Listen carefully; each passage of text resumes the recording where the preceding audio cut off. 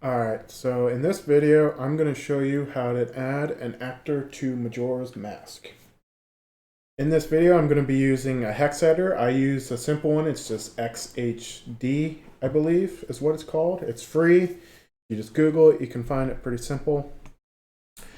If you don't understand hexadecimal, you're going to want to learn how to read it a little bit. So hexadecimal is base 16. There's 16 digits. There's 0 through 9, and then A, B, C, D, E, F. So it works the same as probably decimal, which is probably what you're used to, which is base 10. So you have 0 to 9, then 10 to 20, etc. So it's pretty simple.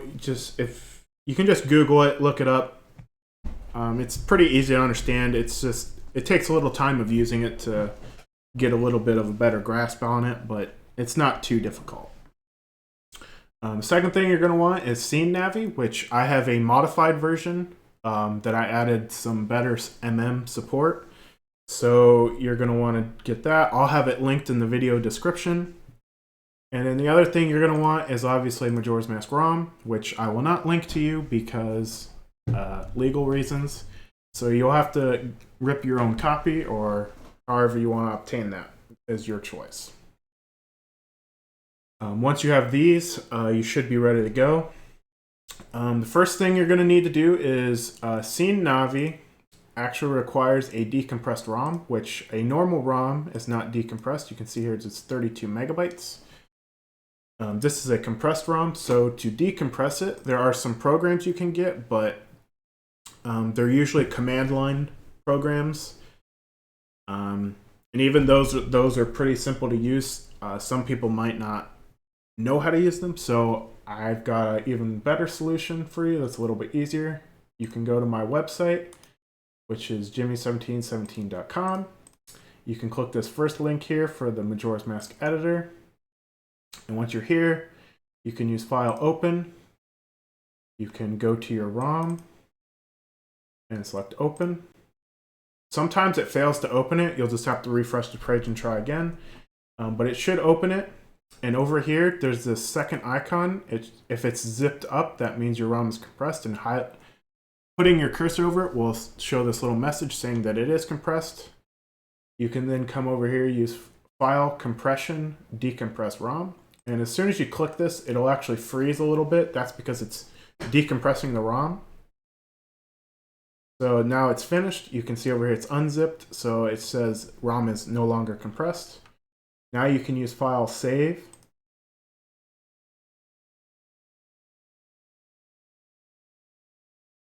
And I'm just going to save it here with my other one. And I am actually just I'm going to call it mm-d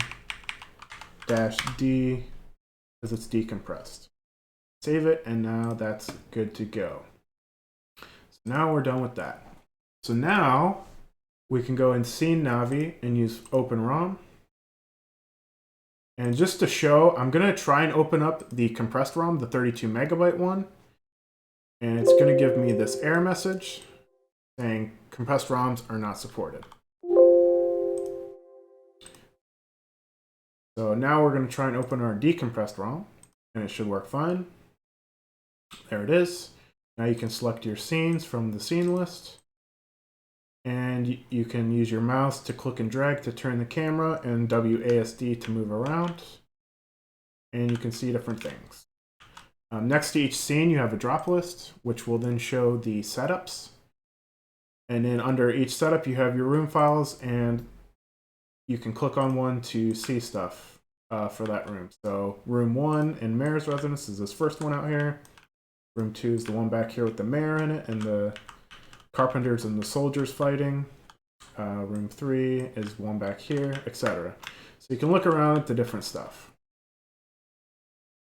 So what I'm going to do is I'm actually going to add one actor into the milk bar.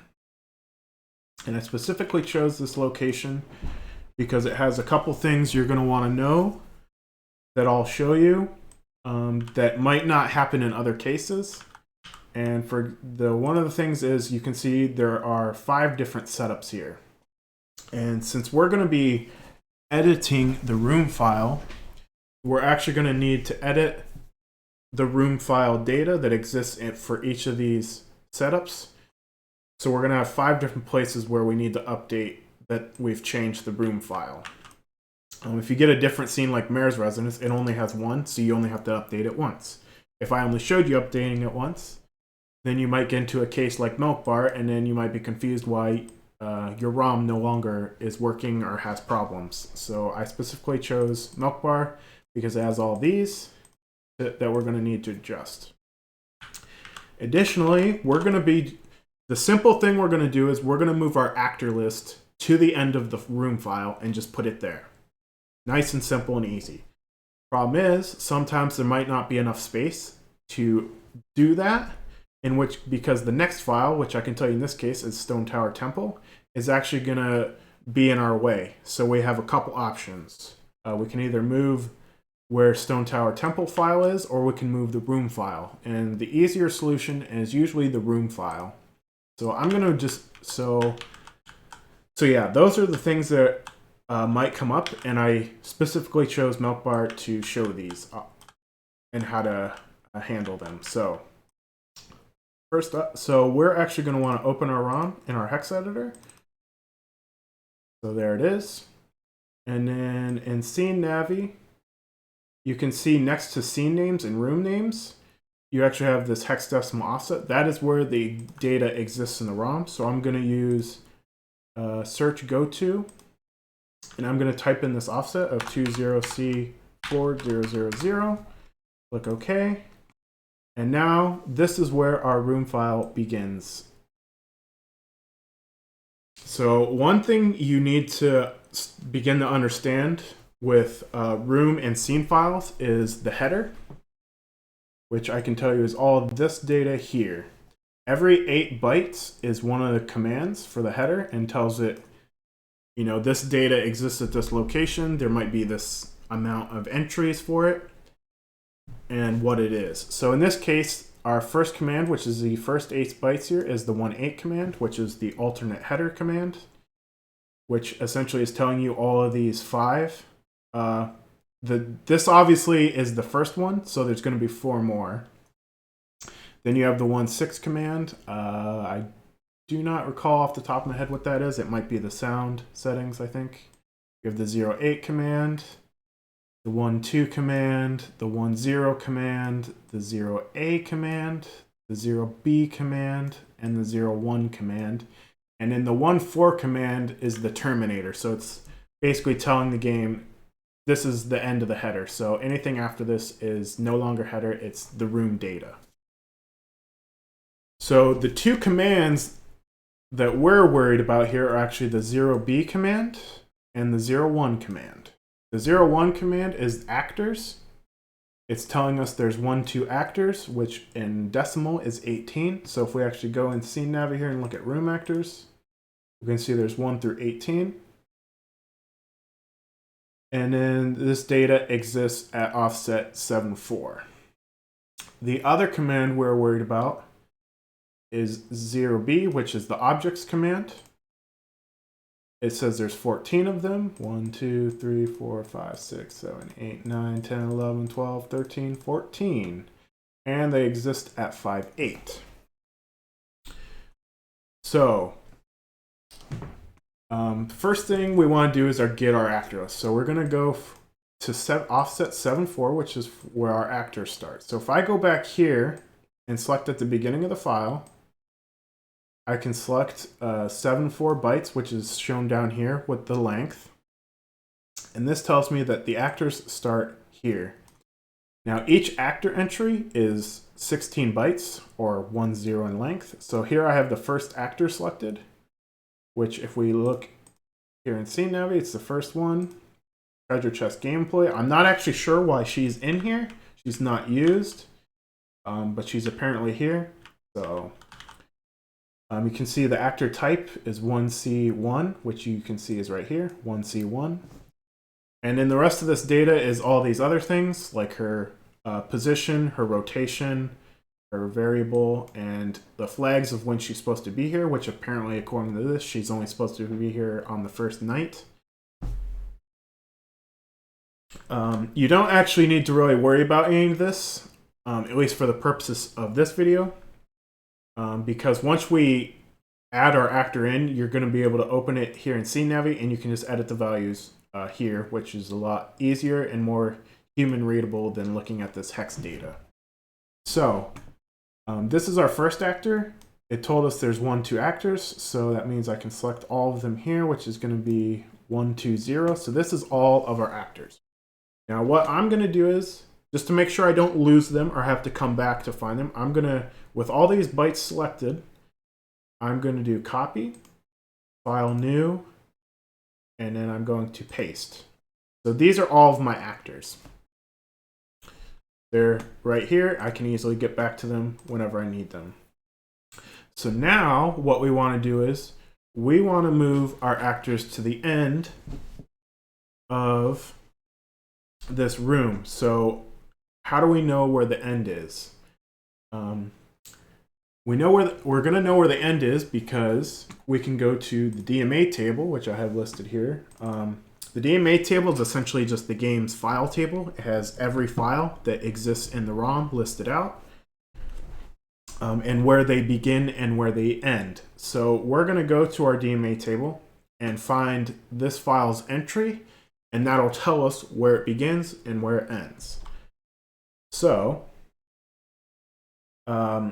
one thing I can tell you though is that the scene and room files actually come at the end. So instead of going to the start and scrolling for a really long time, because there are like 1,500 like files in the whole game. Actually, there's a little more, I think, but something like that. So I'm actually just going to go to my end offset and scroll backwards to find them. So I'm going to copy this. I'm going to use the go to. I'm going to go there and start scrolling back. And so we're going to look for beginning offset, which will be the first 4 bytes of 020C4000. So I'm going to scroll back till I find that, which is right here. So we can see this is the beginning of the file. And the way these work is each entry is 16 bytes. Since we just decompressed the ROM, all the files are going to follow the same format except for the files that are deleted. Deleted files you don't need to worry about anyways. So basically the first 4 bytes are the beginning of the file. The next 4 bytes are the end of the file. The next 4 bytes are the beginning of the file again. And then the last 4 bytes are just 0. So what's important here to us are these first 8 bytes. This tells us where it begins and where it ends. So we're actually going to go to where it ends. So 020CEF 80, click OK. And here we are. And now you can see this is where one of the problems comes up that I wanted to mention. You can see Stone Tower begins at 20CF00, which is right here. So we actually only have 80 worth of space here between these files that we could put actors in here. The problem is our normal actors to begin with are 120, I'm sorry, which is larger than 080. So we don't even have enough room to copy the normal actors, let alone add more here. So we have 2 possible things that we can do. We can move this entire Stone Tower file forward a little bit to give ourselves extra space here to add in our stuff. The problem with that, though, is that we need to update the internals. We need to update the DMA table to signify that we moved this file to a different location. And then we also need to update the internal scene table. Obviously not that difficult. It's going to be the same values, but you'd have to change that. And personally, I don't like to really do that. It's just like an extra step you don't really need to do. So instead, what I recommend doing is just moving the room file to a different location in the game. And so that's what I'm actually going to do. So I'm going to go back Wrong thing selected. I'm going to go back to my DMA table. Go back to that entry, which was right here.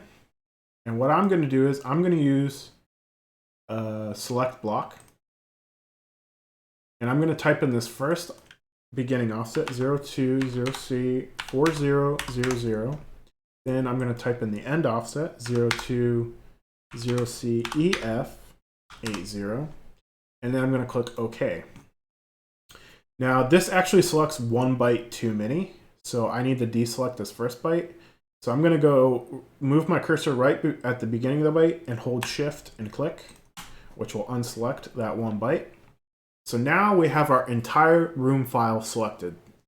So what I'm going to do is I'm going to use copy again, file new, and then I'm going to paste it. So now I've got my whole room file here. Now what we need to do is we want to select all of this. So you can either use select all or Control A. And we're going to be moving our actors here to the end. So the length that we can see here now that we have selected everything is actually the offset for where our new actors are going to be. So we want to write that down. So I'm going to write that down over here, that it's at AF80. And what I'm going to actually do now is I'm going to go back to the beginning. And I'm going to go to my actor command, which was right here. And I'm going to change that right now. So the offset won't be at 7.4 anymore. It's going to instead be at AF80. And then additionally, it says there's 1, 2 actors. I'm going to be adding 1. You could obviously add more if you like. I'm just going to add 1. So I'm going to change this to 1, 3. But the other thing I like to do is, just to make things simple for myself, if I happen to come back and look at this again, these are our old actors that aren't going to be here anymore, that aren't going to be used. You can just leave this data here, but what I like to do is I like to blank it out and get rid of it, just so that if I come back at a later time and look at this, I'm just not confused and thinking that it's maybe still using this, and that it's obvious that it's not using it since it's just all zeros. So I'm going to zero all of that out, get rid of it. Okay. And then depending on what you're working with, if you're using a normal game that's unmodified, they always follow the same patterns. If you get into using someone's like custom file maybe they made, it might be different, but in the normal game, the object list always comes before the actors. So objects are at 5.8, which are here, which are all of these.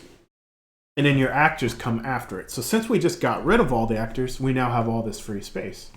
So I'm actually just going to add in my extra object right here at the end. And then I can just update the header command to tell it that I'm adding 1. So from E to F. Now, you're probably thinking, you might be thinking, what's the object matter? What is that? Well, I can tell you is the actors themselves are like what's actually here. The objects are like the data and assets for the actor. So if the actor doesn't have its assets, it can't be there.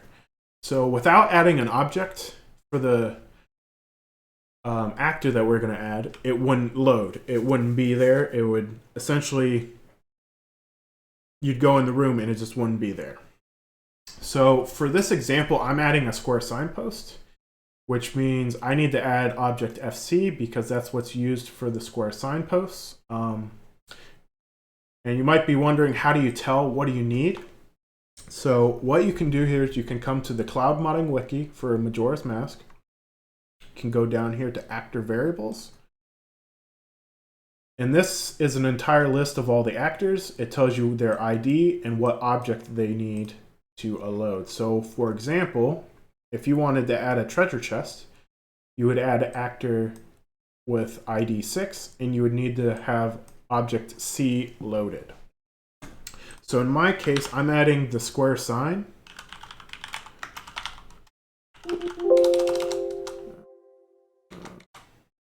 Which is this one here. And you can see it's actor ID A8, but it needs object FC. So I'm adding, here I added my object FC, and then I updated to tell it there's one more. So now I have the object added. Now it's just a matter of adding my actors, which I already updated that there's going to be one more. I changed where they're located. And so now I'm going to go to the end of my file, make sure I have selected here at the end. I'm going to go to my actors here. I'm going to select them all, copy them, and then paste them in. And so now here are my 18 actors, but I want to add an extra one in. So I'm just going to copy this last one, and I'm going to add an extra one in. And it's essentially, right now it's just a duplicate of whatever the last one is, but we'll change that later once we get into Scene Navi. So now that we've got our actors added, we added the extra one in, we added our extra objects for it, we updated the header and where what's there. So this is going to be our new room file right here. So now we need to put this into the game. And obviously, like I said, we're going to move it because it can't fit here. So what we're going to do is we're going to go back to the Dma table. I'm going to get rid of this. And the last file entry you can see here starts here and ends here. So we want to go after this. The value doesn't really matter, I don't think, but they always start at obviously every 16th byte, so it has a 0 at the end. To keep things simple though, I'm just going to go to 2EE8000. So I'm going to go back to my entry here initially. This will make it easier to find later too, because I'm going to change this. So this is our entry right here. I'm going to change that. I'm going to be starting it here instead. And I'm going to write that down as well. So that's our beginning. And then I'm going to go to this offset. Or actually, well, I don't need to go there yet. What I'm going to do is I'm going to go back to the room file here. And I have the entire room selected. And you can see here its length is B0, B0. So I'm going to use copy again. And then on the ROM, I'm going to use select block again. I'm going to put in my beginning offset of 2EE8000. And then instead of using end offset, I'm going to use length. And I'm going to type in the length of that file, which was B0, B0. Click OK. And now it has this all selected. So now I can use paste and insert to replace all that data. So now our room file exists here. And this offset of now where it's at here at the end, this is the new end offset for our room. So you can either write this down or select a couple bytes here like I did, and then bring up the select block. And this value is now our end of our file. So I'm going to put this here. So now our file exists from here to here. So now we need to go back to the Dma table. And we need to go back to that entry, which is right here. And now we need to change the end offset to be this, because this is where our file exists. Now, I don't think I mentioned this, but in a decompressed ROM, each file entry is 16 bytes. So we have the beginning offset, the end offset, beginning of offset, and then just 0. So since we changed this, we need to also change this second beginning offset to what we changed it to. So we're going to change that as well to 2EE8000. That's all there now. So you might think, now we're done, but we're not. We are not done. We're going back. Now we need to go to the milk bar scene file, because if you remember, I said we're going to have to change all these data in these headers. So now we're going to go to 20B6000, and this is our scene file. And it works the same way like the room. Every 8 bytes is a command in the header until it hits the 14, the 14 here. So all of this is our header. What we're looking for is the 04 command. So it's not this one, it's not this one, it is this one right here, which tells us there's one room and it's at offset C0. So if we select black here at the beginning and go to C0, you can see here's the beginning and the end offset of our room. But we changed this. So now we have to change it here as well. But this is only in the first header. This is in the gameplay header. There's also these extra 4 headers that we need to adjust as well. So actually, what I should have done before that is I'm going to select these bytes. I'm going to paste them in here just so I have them for easy access.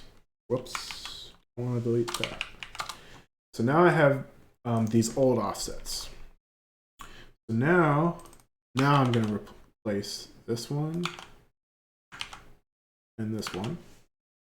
And now what we want to do is, if we go back to the header, we want to look for the 18 command, which I can tell you if it exists, it's going to be the very first one, which it is.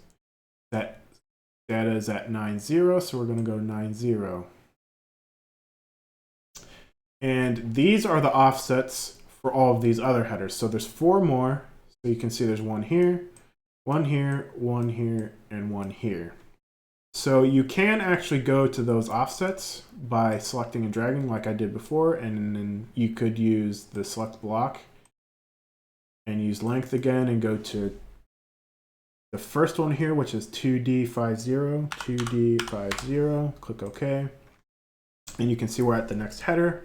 So look for the 04, which is right here, which tells us is that 2DE0, so you could use select block again and go to 2DE0. And then here you can see we have our room file again. But instead of doing that for each and every one of them, what I recommend doing for this part, because it's easier, is if you go to the beginning of your room file here, what you can do is you can do search and find, switch to hex values, put in the beginning and end offset of your room as it was before you changed it. Make sure you have forward selected, click OK, and now you can see it found this one. So now we can replace it.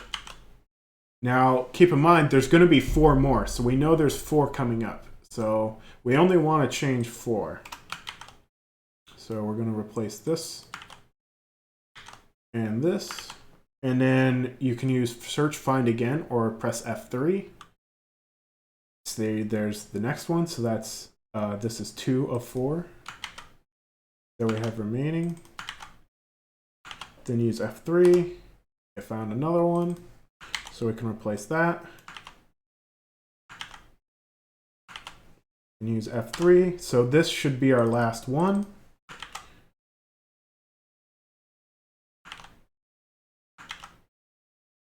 And if we press to search again, it should hopefully say it doesn't find it. If it does find another one, it's going to be something different, which you don't want to change. So if you do want to make absolutely sure, you can follow all of those offsets from the first header and make sure you go and add the right ones. But normally, especially if you use both the beginning and end offset like I'm using to search for, it's more than likely it's not going to find another one. So you'll know you did them all once you did it. But you also should keep track, make sure you are changing the right amount.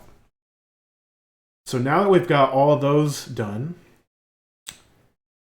we should be good to go. We updated the DMA table with that entry. We updated the scene file now, and we also updated our room file. So everything is moved where we want. The alternative that I mentioned was you could move the scene file for Stone Tower and shift it so it's at a different location in your shift room. If you do that, you have to update, obviously, the DMA table, but then also the internal scene table. The way the internal scene table works is it's just the beginning and end offset of a scene file, and then these other 8 bytes are its settings. So you would have to come in here and find the, like, in this case, you would have to find the Stone Tower Temple one if I moved it, which is 20FCF, which is this one here. And I would have to adjust these values to wherever I moved it. But again, like I said, I recommend just moving the entire room file and not worrying about it. Then you don't have to adjust this. But you could do that if you really wanted to. So basically, all of our changes are now in the ROM. So we should be able to save it. And now in Scene Navi, we should be able to reopen the ROM, which is this one. And since I didn't get any errors, it's definitely a good sign that I did everything correctly. You might get some errors if you didn't do something right. Like if you only updated the one header and not the others, then it would complain that it couldn't find the other stuff correctly. So let's just check here. I'm going to go to my room 1 here and gameplay and look at my actors. And you can see now there are 19. I added an extra one because I duped this last one. So this last one is actually the actor I added and I want to change. So by default, I believe Scene Navi starts here in camera mode. What you can do is you can click this to switch to movable objects. I believe you can also use the menu. Yeah, you can change it here as well.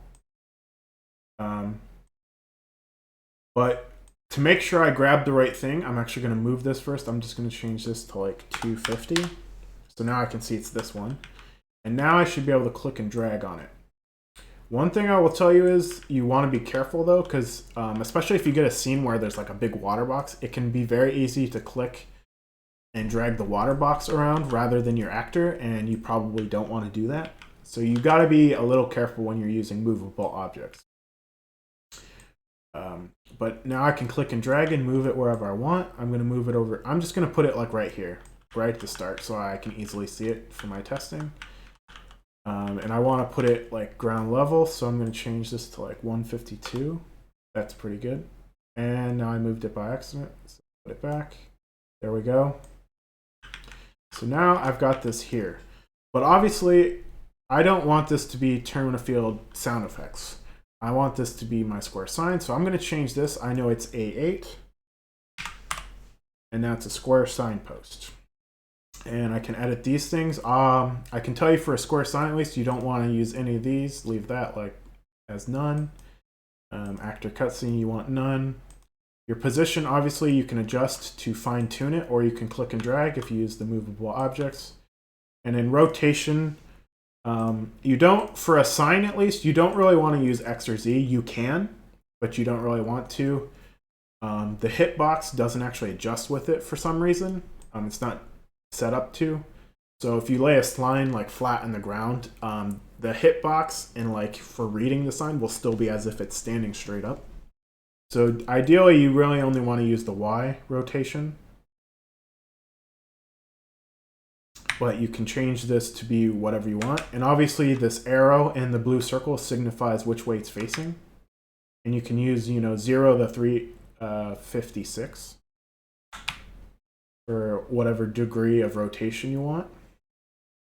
I'll just put it at 30. I keep grabbing that, but I don't want to move that. It doesn't matter. The other thing is your variable, which for a sign, your variable depends, and for some things I do have it set up to where it has extra options over here, but in general there's just going to be this variable. And again, you can look at that. It kind of tells you here some of your values you can put and how it works. If some of them are documented, obviously you can see like some of these other ones don't have anything. So it could be a guessing game. You might have to figure out what it means and what it's doing, depending on the actor you're using. But I can tell you, like, for example, just an icona sign, I know off the top of my head is going to be 3-0, so I'm just going to put that, and then it'll have a message from one of the icona castle scenes.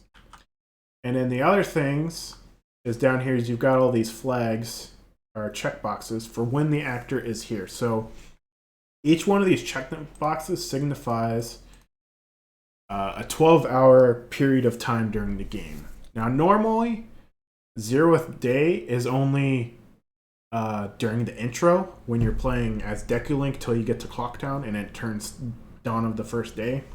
So normally those aren't really, you probably won't really need those. Usually you just leave them on, or if you can turn them off, doesn't matter. It's kind of the same thing with 4th day. 4th day is only once you beat Majora normally. It's dawn of the new day.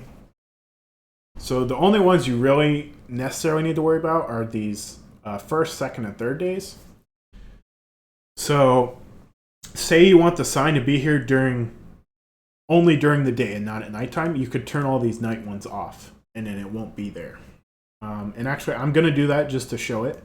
So it'll be during 1st day, 2nd day, and 3rd day, but as soon as it turns night, 6 p.m., the sign will no longer be here because we don't have it set to be here anymore. So, dude, I keep selecting stuff. I don't know. This is a good example of why I said you need to be careful with your movable objects. If I just click somewhere, I might click one of these things in the background and move it around, and you might not want to do that. So you just gotta be careful with that. So I've got the sign set up how I want. So now I'm gonna use save to save that. And now I'm going to close that. I'm going to close this. No, I don't want to save those files. And now all that should be in your ROM. There's one last thing you're going to want to do, though, because we changed the DMA table. And the DMA table is part of a checksum protected area. Obviously to try and prevent modding and such. So we need to use a tool to update the CRC and calculate the new one, which is the checksum. I'll link this program in the video description as well. I have this set up where I can just run this batch file, and then I can type in the name of my file, which I called it mm-d. So mm-d, hit enter, and now you can see it says it updated. So now they are fixed. If I didn't do that, depending on what emulator you use, it might not load the ROM. It might do it. I can tell you Project 64 will usually just run the ROM anyways. It'll pop up a little message in the bar saying that it's invalid or something, but it'll play the game anyways. Some emulators don't do that, and they'll just not run the game. So you definitely want to run this, and then your ROM should be good to go. So I'm going to try and open this ROM, which is this one right here. And now the game is running. And I'm gonna go to, so I already have some files, some just like generic files, just already starting out. And so I'm just gonna put myself in the milk bar. And now you can see, here's my sign, and I can read it. Springwater Cave, entry prohibited due to ghost sightings. So there's my icona message that I took. Obviously, if you want to change like text or whatever your actor is doing, that's another thing. I'm not going to explain that in this video. But you can see that it's, first day, the actor's here. And like I said, we set it to not be there. Like at nighttime. So if I switch and force it to nighttime, which like that, now it's night of the first day. Now it's not here anymore. But if I change it to be dawn again of the next day, it's going to be here again because we have it set to be here during the day. There it is. Oh, and if I make it night again, it's not there. So these day-night flags are normally used for things like, if you think, for example, well, actually, I can go show you. So, like, for example, if I go out here to determine a field. Oh, great, the cutscene's still here. Anyways, you can see here at nighttime, for example, the blue bubbles are out here, right? But as soon as I make it daytime, the blue bubbles aren't going to be there anymore, and instead there's going to be bomb shoes. So those flags in general are kind of used for this type of thing, to switch between day and nighttime if you want. But obviously you can do that however you want. And that's really all there is to it. You need to, let me think here. You need to find your actors, move them to the end of the file, update the header to where you moved them and how many more you're adding. You need to add your objects, update how many you added, update your scene file and all the room entries for it and all the headers. And you also need to update your Dma table because you're changing the length of your file. And then obviously in this case, if you actually move the file, you need to update where you moved it to. And then obviously update your checksum. And yeah, you're good to go. So that's all I wanted to show in this video. Pretty simple. This video definitely ended up being a little longer than I thought it would be. But it's pretty simple. Starting out, you might have some trouble. You might forget something. I'll try to check YouTube comments. I'm usually kind of bad about that, but if you want to comment a question or something and you're not sure you're trying to do this, just let me know. And I'll try to help you out if I can. But that's going to be it for this video. Thank you for watching, and good luck.